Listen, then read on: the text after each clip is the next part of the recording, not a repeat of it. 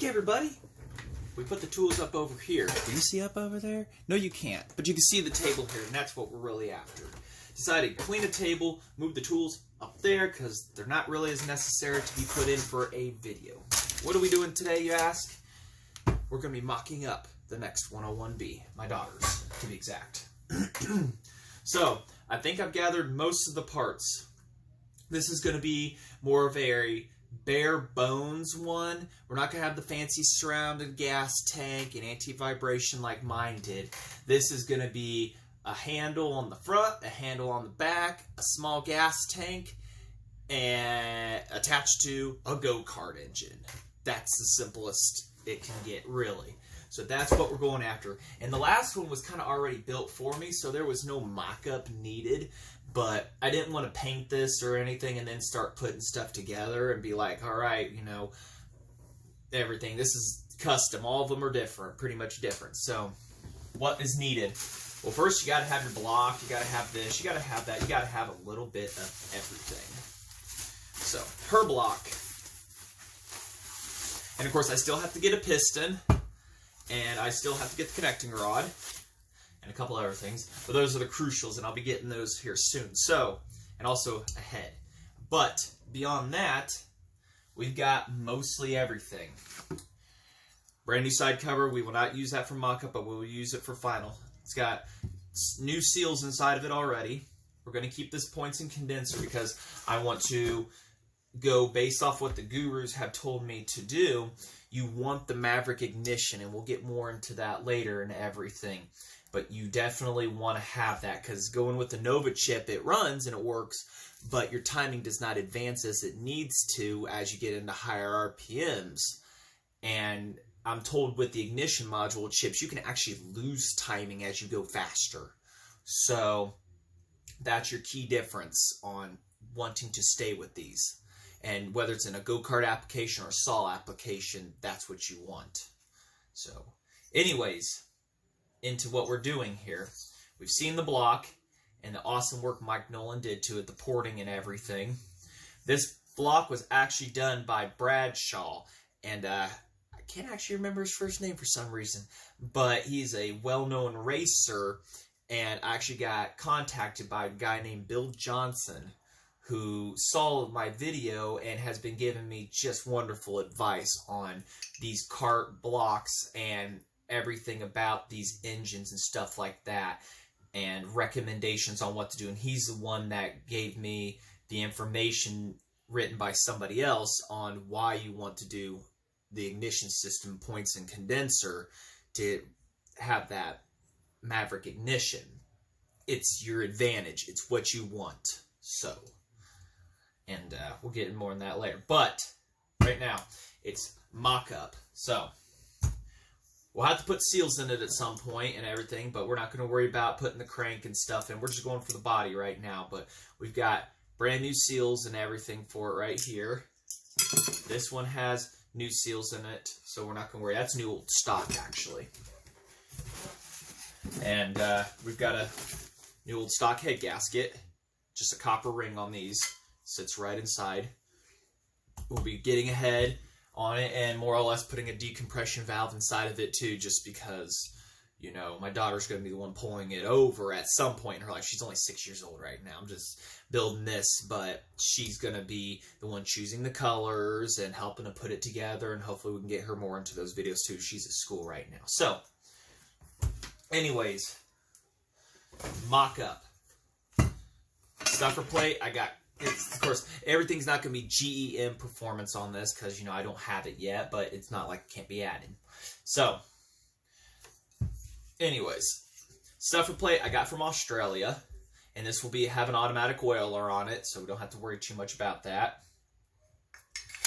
So pretty much just the bare basics on putting everything together here is kind of what we're doing. Yeah, we've got nuts and bolts. It's just going to be like 1 or 2 bolts, nuts, everything holding it together. And pretty much we're going to be finding out here what are we going to do to hold the mounts on the front handle, which I've got an idea on that and everything. And we just really want to see what direction we're going to take with this, whether we have the mounts held on by this over here, these screws, or held on by over here, which would probably be a better idea. This tank has been repaired, but it doesn't leak. We'll get that sanded down and cleaned down and smoothed out and everything to the best of my abilities. A little dirty, but we'll get the oil plunger too. We'll get one of them and everything, which I've got that somewhere. I've got one outside. But like I said, that's all just the details. We'll be tearing it all down. We're going to be going with the chrome starter cover. A little rough, but oh well. This time, I have one of these for the SP125s, the extended reach ones, and we'll get more into that too. I've got recoils outside. This is a standard flywheel for now, but we will have to go to a 5-degree advance on it. And that's what you want when you hit the Maverick ignition. You do not want a standard flywheel for it. That is the reason for it. The advance is because once the points start floating, that 5-degree advance from your magnets and everything is what will help maintain and do your timing properly. That is the reason for them. Carburetor, we'll see if we can make this one work, but I doubt it.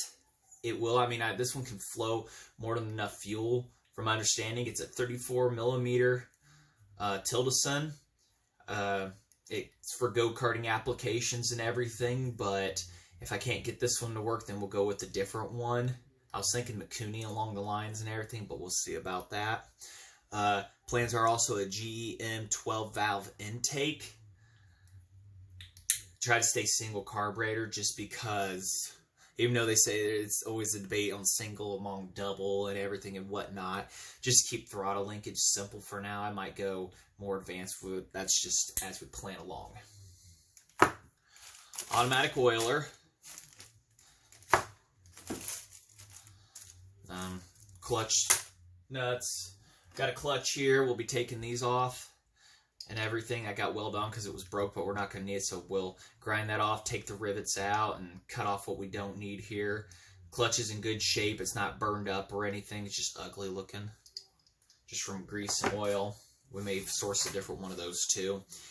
Haven't decided which kind of chain to run yet, whether it's 404 or if we're just going to say screw it and go 1/2 inch, but I've got a 1/2 inch drum around here somewhere, but we'll look into that later too. So, anyways, when it comes to the mock-up here, what I do with all my hardware. Trying to see what hardware I've got to be able to push and do everything and whatnot, even if we don't start, doing too much mock-up right now. We've got a crankshaft, as I've shown that, I think, already on the introduction video for this. So, that's polished, it's got new bearings, it's ready to go. I also got to ask, what is a stuffer? And this is it. It takes up area within the crankcase so that your charge can be better pushed when the piston comes down. These fingers take up area inside. They take up the area inside and help put more pressure to push up into your cylinder. All right, the Mac 15 doesn't have that, and a few people have taken apart and say, well, what's stuffer plate? What is that? That right there. Just eats up space on the inside. And there's ones that take up even more space, go further in. I mean, you go full circle crankshaft to really increase your pressures of pushing in. Add a tuned pipe that that pushes the fuel back in, and we're talking monstrous power that you can push out of one of these before they go kaboom.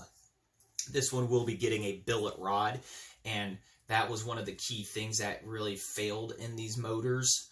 People would change the timing on them from like 25 degrees to 22 to 21 sometimes to help with the heat, but at the downside is that it really put a lot of stress on them and they just blow up a rod. So you go with a billet rod, the splined rod bolts, which we will be going with, and hopefully getting a Wisco piston from Terry when I contact him. It's really going to be down to how much can the block itself handle. And this one only being a little over, it's got plenty of meat on the walls. It should be fine. But overall, this saw is just going to hopefully be a really nice one to go with. So, those are that's the plans on what we're going for and everything. So,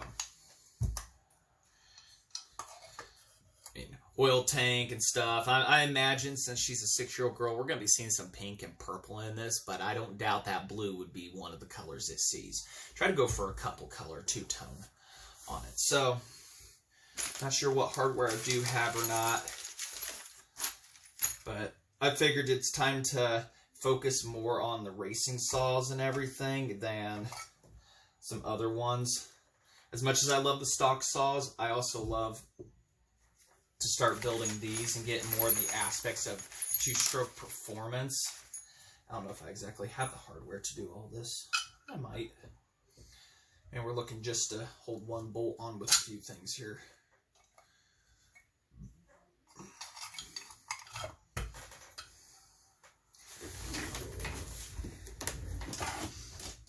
Hopefully that last video I put up explaining decompression valves and everything kind of helped. I've had some people that have kind of questioned, looked like, wait, what is that? And it's in simple terms, that's what it is. Just like the stuffer plates. What is a stuffer plate?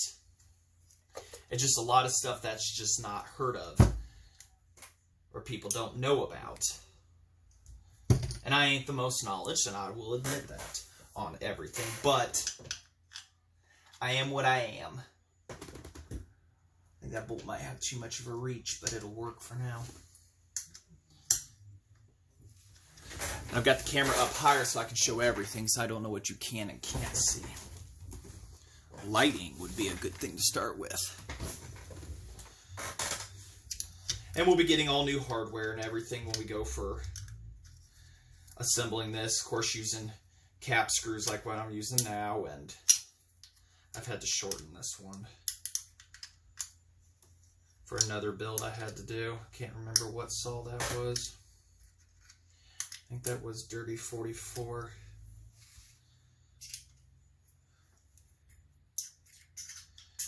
So.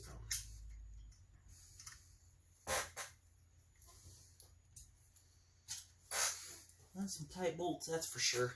So I'll get those on here and everything, and we'll go from there and really just kind of how much can we toss together today to get an idea. Because once we have to have the tank mounted so that when we go do the full wrap handle and the back handle, we know exactly what we're going to do. And the back handle is just going to bolt down to the bottom here and everything. This is going to be a rigid mount saw. So let me get those on there, and hopefully they fit and everything, and we'll go from here.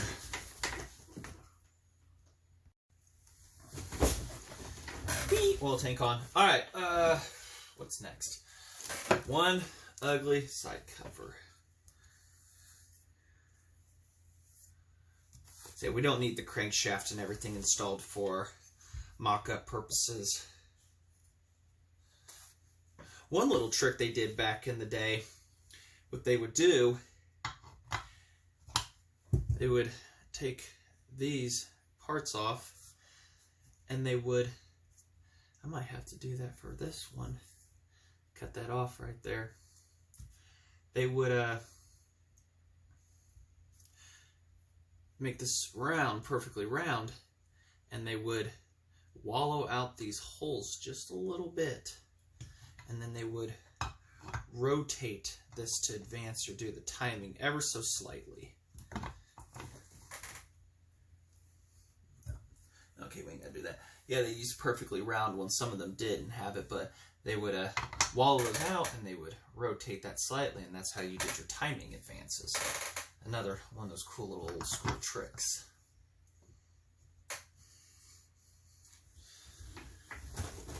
Like I say, we're not going to use this exact side cover right here, but I'll tell you now, it's going to be a nice tight fit. It's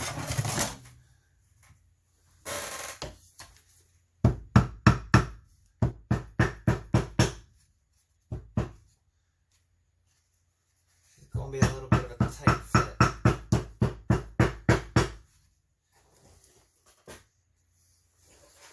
Maybe I should have greased that up first, huh? Whatever I did with the grease. You guys see it? I just had it not too long ago. Oil it up, grease it up.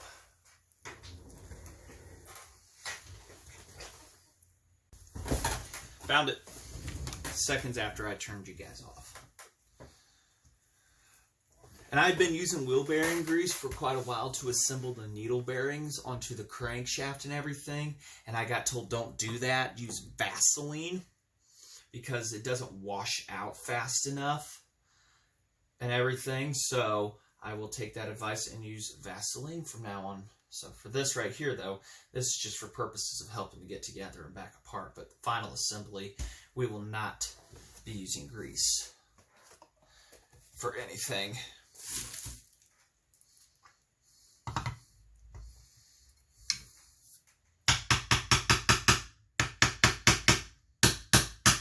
Yeah, since we're not going to be using this side cover, we'll just tap it on.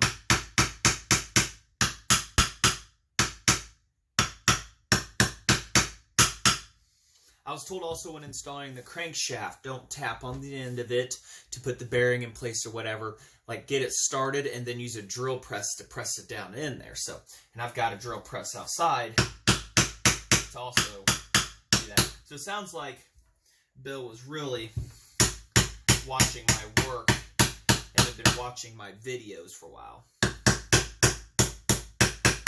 And he didn't have to come and ask for give me advice or anything like that. Nothing said he had to, but he started commenting one on another and then gave him my email, and the next thing you know, we're talking on Facebook. And I got told there's somebody local that builds these and has parts for 101s and everything, and to email him, and I ain't got a response back. So I just got to go to the cart shop that I've been driving by since I was, a little kid. So it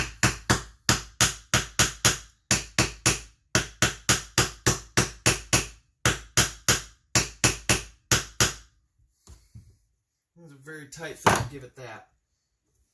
So we'll stop with that for now. Looks good. Not gonna push it in all the way and everything. I'll just have to re-tap it out. Yeah. Looks good though. So anyways, some stuff I don't do. And I gotta go tear the handle off of the saw and everything still. And this is gonna be probably a couple days of working on this mashed into one video for you guys. So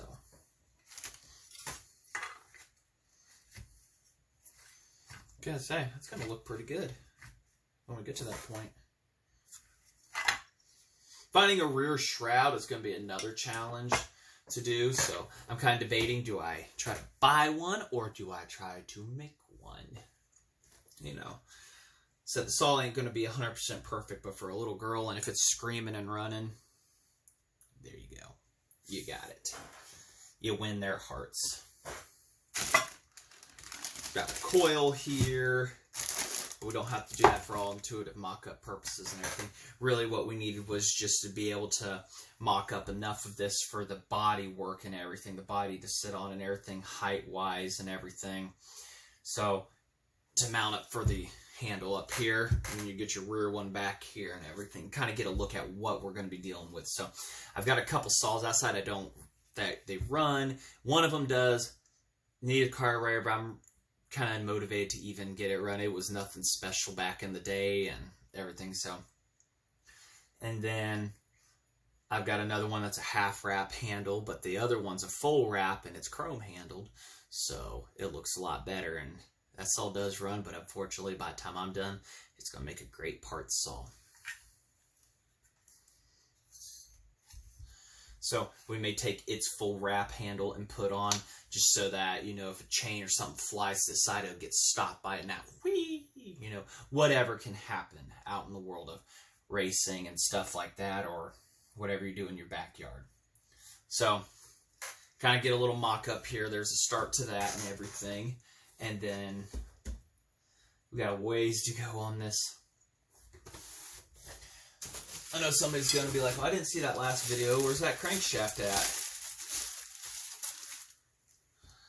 It has been shot peened and polished and everything. So this crank, other than taking out these grease seals, which I will do, is ready for installation.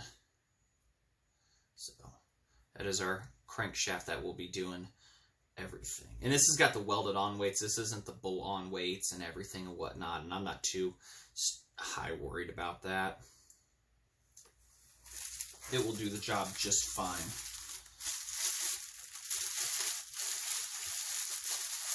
Shiny.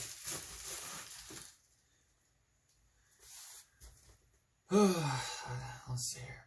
Well, that's as far as I can go on this one at the moment, but I got to bring the other saw inside, and we'll disassemble it, and that'll be mashed up probably right after this. You'll see another saw magically appear, and we're going to be ripping off its rear handle and its front full wrap. And that's a McCulloch 146 that I got many years ago when I first started doing it. Not many, but like 4 or 5 years ago when I started collecting these, and it was a good price for it, so I bought it.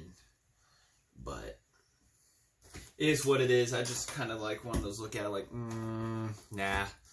So I couldn't get out of you what I paid for you, or if I broke even, it'd be cool. But so anyways, we'll flash to that one, putting on here right now. See, told you, that quick. It's got a good starter on it. We'll have to just change out that piece, like I said, wherever I put it. Yeah, we'll have to change that out on it. It'll bolt right up to the shroud. It's a pretty good saw. Unfortunately, not good enough. So what we're going to end up doing, and I got to figure out everything still, is this rear handle assembly, air box, and everything is all going to come off and be put onto the other block over here. Yes, you can see. Okay, I'm still not used to that. So we'll be cutting some of the air box, pretty much the bare basics of what's going to be needed to hold it onto this block over here. Whether I have to wait, Brian. Yeah. Getting my orientation all messed up here. Getting it figured out and everything and whatnot, and bolting stuff down, how to bolt it on and everything, and you know what a GEM 12 intake is going to be. I need to observe some pictures and everything, but plan is to pretty much cut away all the stuff that's not needed off of it, and just enough to keep a rear handle. I'll bolt right to the same spot on the back and everything, onto the bottom. And then our full wrap handle, which I'll have to figure that out because this tank has the anti-vibration on it, whether we got to cut that off or we can make something to adapt. We will get that figured out. Something out. Hopefully we can use this full wrap one. Make a really nice setup on her. Because I don't want to use this fuel tank and an oil tank setup on this one, because we're going to use that on another saw. On another racing saw, if I didn't introduce that. It's outside, so we'll wait. I want to kind of keep it to that. So, that's the plans for that. On what we could figure out and what we do here. So, we will start to, at some point, I'm kind of running out of time today, be disassembling one of these. And I've never disassembled a front tank. I've never even worked on a front tank extensively. So that's still kind of new territory to me. Everything and whatnot. So nice little saw here will be a donor.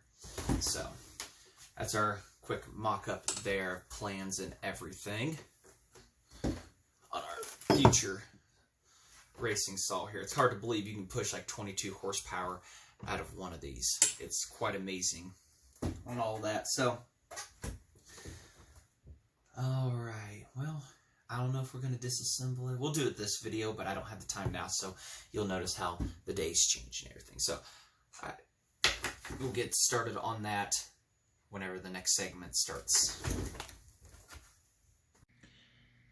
Actually, better yet, what we'll do is we'll just put a stop on this one, call this part 1, and then the next one we can really get into depth on what we're going to do and disassemble and everything on the other saw in the back there, and have a lot more brainstorming time for that. So, alright, just want to thank you all for watching. Like, comment, subscribe. That's how you're going to keep up with this. Till then, thanks for watching.